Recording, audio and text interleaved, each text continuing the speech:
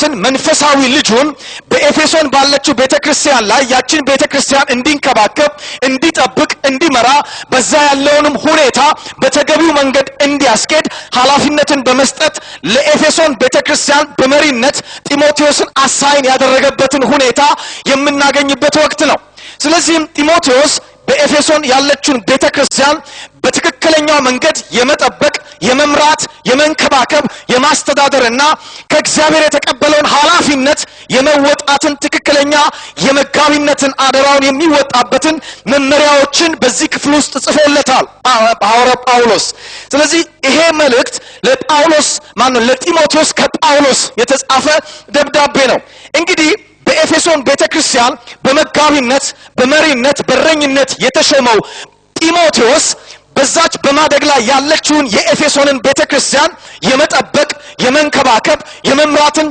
ትልቅ ኃላፊነት ተቀብሎ እንደነበረ እናያለን እንግዲህ በኤፌሶን ቤተክርስቲያን ውስጥ የነበረው ሁኔታ ምን ይመስል ነበር በኤፌሶን ቤተክርስቲያን ውስጥ የነበረው ችግር በዛን ወቅት ምንድነው የነበረው ምክንያቱም ክፍሉን በመታነቡበት ጊዜ የሚያነሳቸው አሁን እንኳን ባነበብኩላችሁ ክፍል ውስጥ የተጠቀሱ አካላቶች አሉ የተጠቀሱ ሰዎች ባህሪ አለ የተጠቀሱ ሰዎች የትምህርት ውጤት እዚህ ቦታ ላይ አለ ስለዚህ በኤፌሶን ላይ ይሄ ችግር መኖሩን መልእክቱ ስለሚያመለክተን ምንድን ነበር የነበረው ችግር ስንል የመጀመሪያው በኤፌሶን ቤተክርስቲያን ውስጥ የምናገኘው ችግር በዛን ወቅት ላይ የነበሩ ኖስቲሳውያን የሚባሉ የስህተትን አስተምሮ የሚያስተምሩ ክፍሎች ነበሩ አካላቶች ነበሩ እንግዲህ ስለ እያንዳንዱ የስህተት አስተምሮ ምንነት ዝርዝር አሁን በዚህ ባለን ጊዜ ውስጥ ማውራት ስለማይበቃ እንዲሁ ጠቅለል ያለው ግን ኖስቲሳውያን የሚባሉት ያላቸው አካሄድ ወይም አስተሳሰብ አስተምሮ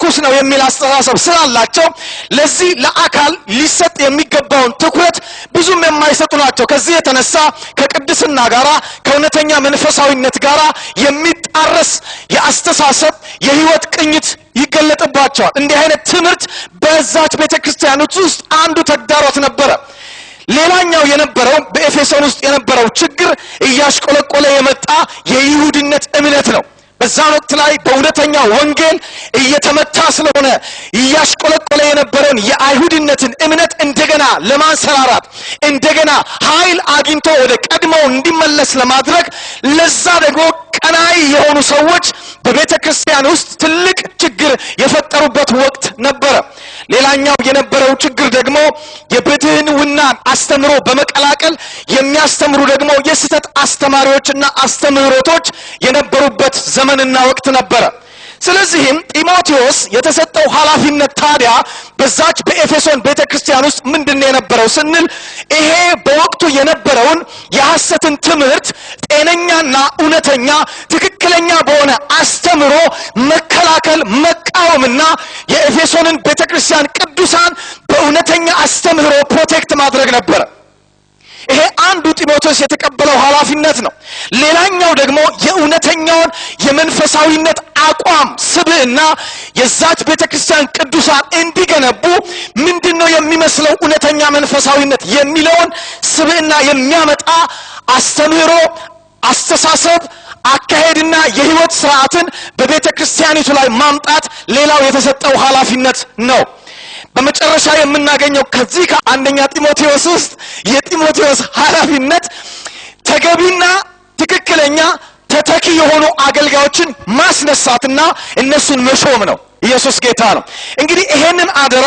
ይሄንን ኃላፊነት ነው ጢሞቴዎስ በዛ ሰዓት ከጳውሎስ የተቀበለው እንግዲህ እውነተኛ መንፈሳዊ ህይወት ወይንም እውነተኛ ህይወት የሚለው ሐረግ በእነዚህ መልእክታተ ንጋቤ በሚባሉት መጽሐፍት ወይም ደብዳቤዎች ውስጥ ቁልፍ ሐረግ ነው ዋና ሐረግ ነው አንጋፋ ሆኖ የቀረበ ሐረግ ነው በተለይም በአንደኛ ጢሞቴዎስ ውስጥ 8 ጊዜ ስለ እውነተኛ መንፈሳዊነት ስለ እውነተኛው ህይወት ተጠቅሷል በሁለተኛ ጢሞቴዎስ ላይ አንድ ጊዜ በቲቶም ላይ አንድ ጊዜ በአጠቃላይ 10 ጊዜ በእነዚህ 3 መልእክታቶች ውስጥ ጳውሎስ ስለ እውነተኛው መንፈሳዊ ህይወት ስለ መንፈሳዊው ትክክለኛ የህይወት አቋም ተናግሯል ጽፏል አስተምሯል እንግዲህ እውነተኛ መንፈሳዊ ህይወት እውነተኛ የመንፈሳዊነት አቋሙ ስብዕናው ምንድነው የሚመስለው የሚለውን ነገር ከማየታችን በፊት በዛ ተቃርኖ የቆሙ ሰዎችን ነገር ስለሚያነሳ ከቁጥር 3 እስከ ቁጥር 5 ያሉትን የሐሰተኛ አስተማሪዎች ባህሪ፣ የሐሰተኛ አስተማሪዎች ስብዕናና የትምህርታቸውን ውጤት እንመልከት።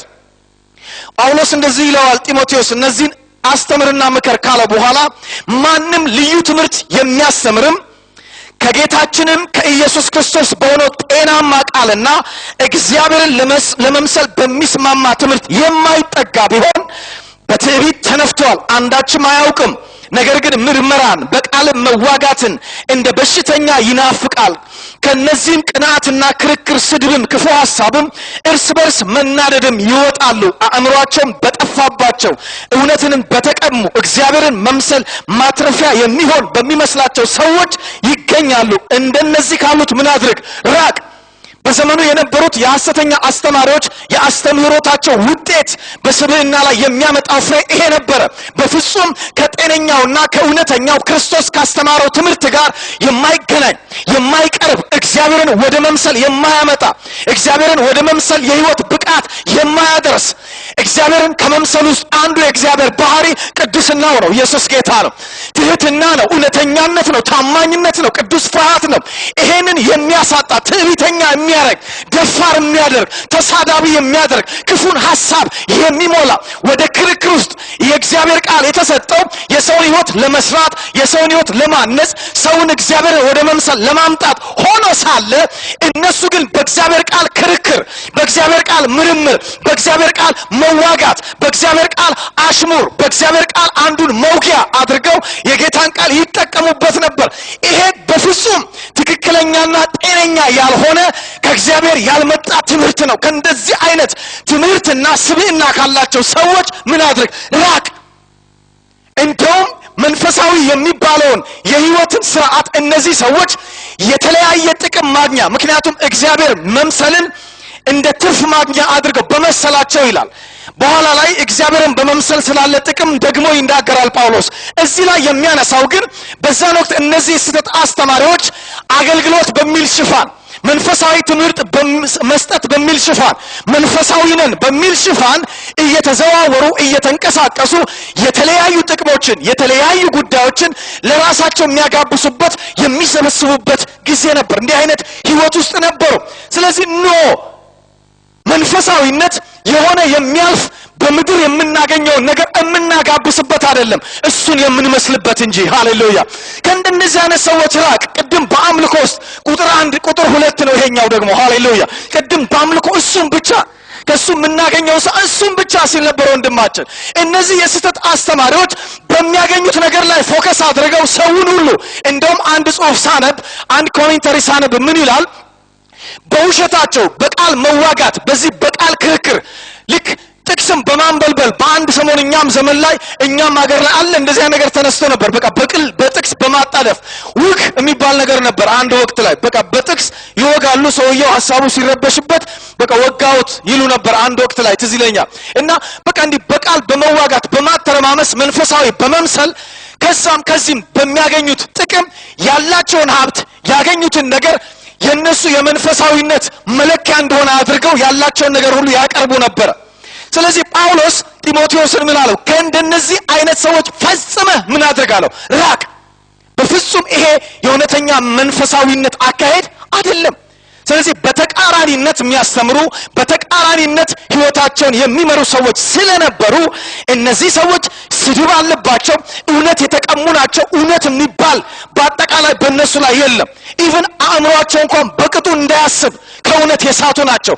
አእምሯቸውን የሳቱ ይላል፣ እውነትን የተቀሙ ይላል።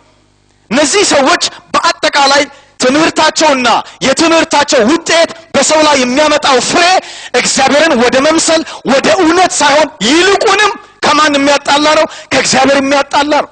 ይልቁንም ከማን የሚነጥል ነው? ከእግዚአብሔር የሚነጥል ነው። ስለዚህ ከነዚህ ሰዎች ምን አድርግ? ራቅ ካለው በኋላ አሁን እነዚህን አስተምርና ምከር ብሎ ትክክለኛው መንፈሳዊ ህይወት፣ አሁን ጤነኛው እግዚአብሔር የሚቀበለው እውነተኛው ህይወት ምንድነው መምሰል ያለበት? በምን አይነት መልኩ ነው ትክክለኛ መንፈሳዊ ስብዕና የሚገለጠው የሚለው መርህ አሁን ይሰጠዋል። ስለዚህ ከቁጥር 6 እስከ ቁጥር 8 ላይ ስትመጡ ባለ ነገር ረክቶ መኖር ነው እውነተኛ መንፈሳዊነት ብሎ ይነግራል። ሃሌሉያ!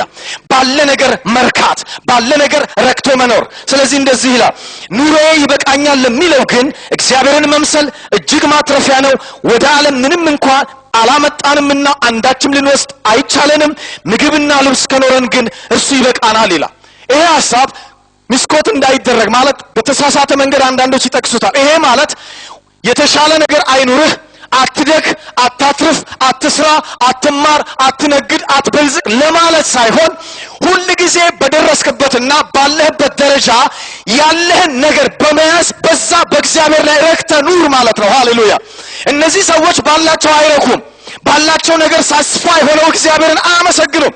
ባለፈው እግዚአብሔር ጆይስ ስትናገር በብርጭቆ ውስጥ ውሃ ግማሽ ቢኖር ግማሽ ባይኖረው የሌለው ግማሽ ነው እንጂ ግማሽ ግን አለኝ ማለት ነው። ኢየሱስ ጌታ ነው። ብዙ ጊዜ ሰይጣን የሚያደርገን ሐሰታዊ አስተሳሰብ ወደኛ ሲመጣ እኛም ላይ ያለ ስጋዊ ባህሪ ካለን ነገር ይልቅ ሁሉ ጊዜ 99 ኖሮን የሌለንን አንድ ክፍተት በማሳየት ከማመስገን ደስ ከመሰኘት ጌታን ከማክበር ይልቅ በሌለችን አንድ በጎደለችን አንድ ባልሞላችልን አንድ ነገር እንድናዝን፣ እንድናማርር፣ ተስፋ እንድንቆርጥ ነው የሚያደርገን። ስለዚህ እውነተኛ መንፈሳዊነት ባለ ነገር ረክቶ መኖር ነው። ሃሌሉያ! ምንም ነገር ይዘህ አልመጣም።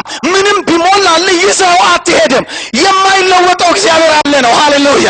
ስለዚህ እውነተኛ መንፈሳዊነት ሁሉ ጊዜ ኑሬ ይበቃ። ይሄ ማለት ይሄን ያለውት ይበቃኛል፣ አልሰራም፣ አልማርም፣ አላተርፍም፣ አልነግድም፣ አልሻሻልም በልና ዝም ብለህ በቃ ጀዝብና ደህይተህ ተቀመጥ ማለት አይደለም። መማር ይገባሃል፣ መስራት ይገባሃል፣ መነገድ ይገባሃል፣ ፕሮሞት ማድረግ አለብህ፣ ወደ ተሻለ እድገት ውስጥ መሄድ አለብህ።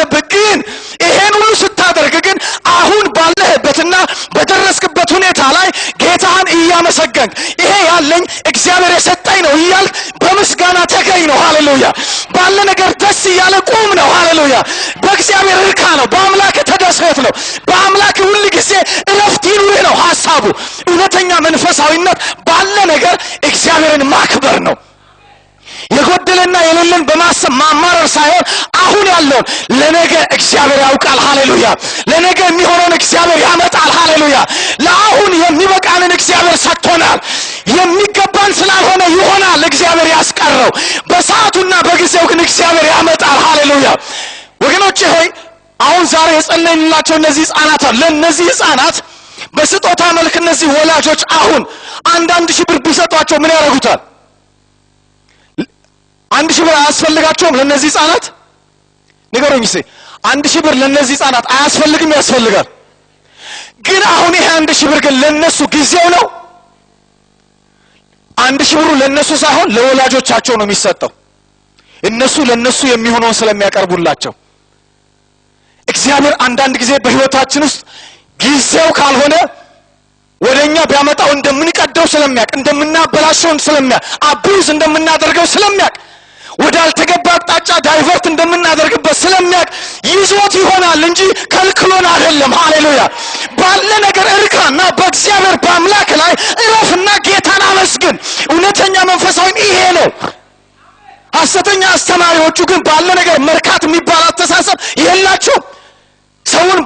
ሰውን ሁሉ ወጥረው ከምስጋና ውጪ በእግዚአብሔር ከመርካት ውጪ አውጥተውታል።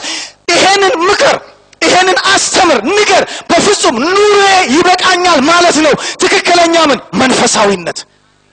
ያለህን ነገር ይዘህ አምላክን አክብር። ኢየሱስ ጌታ ነው። ሰይጣን ውሸታም ነው፣ እግዚአብሔር እውነተኛ ነው።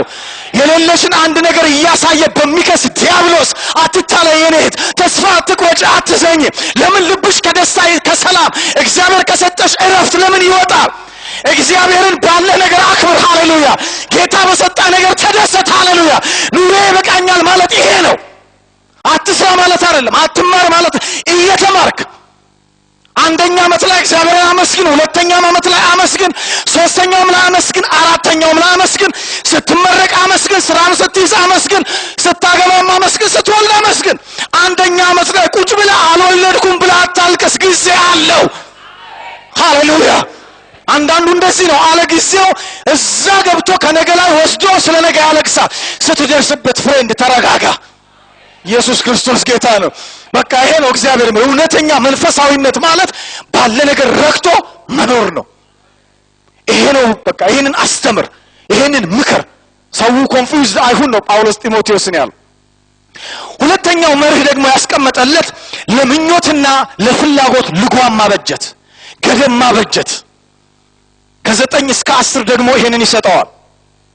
ዳሩ ግን ባለጠጎች ሊሆኑ የሚፈልጉ በጥፋትና በመፍረስ ሰዎችን በሚያሰጥምና በሚያሰንፍ በሚጎዳም በብዙ ምኞትና በፈተና በወጥመድም ይወድቃሉ።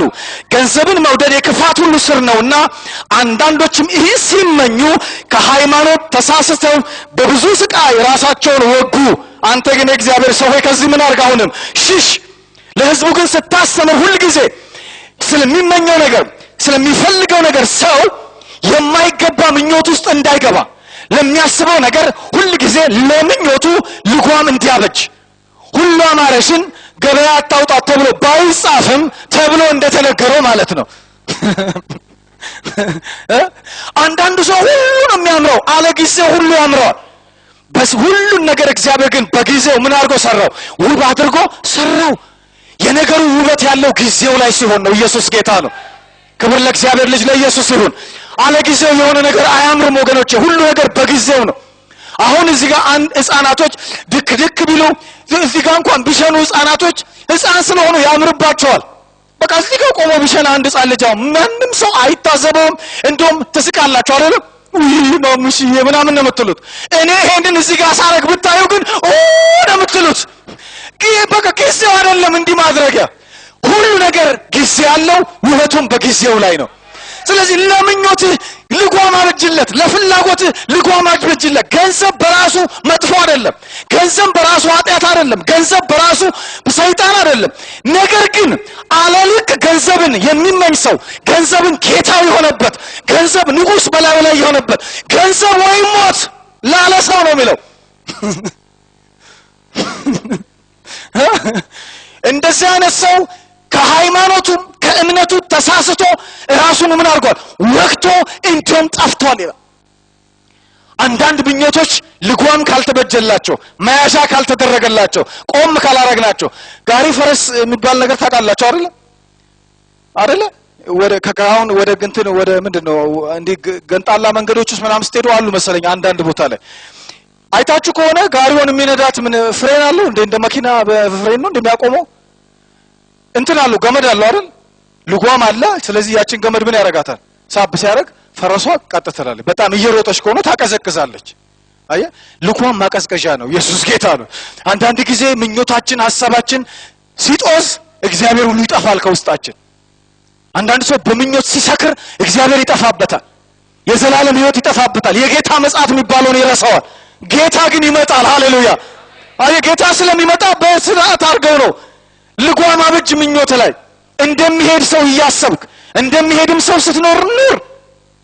አለበለዚያ አንዳንዶች ባለጠጋ ለመሆን ከመፈለግ የተነሳ ባለጠጋ ለመሆን ከመመኘት የተነሳ የማይገባ ፈተናና ወጥመድ ውስጥ ራሳቸውን ከተዋል።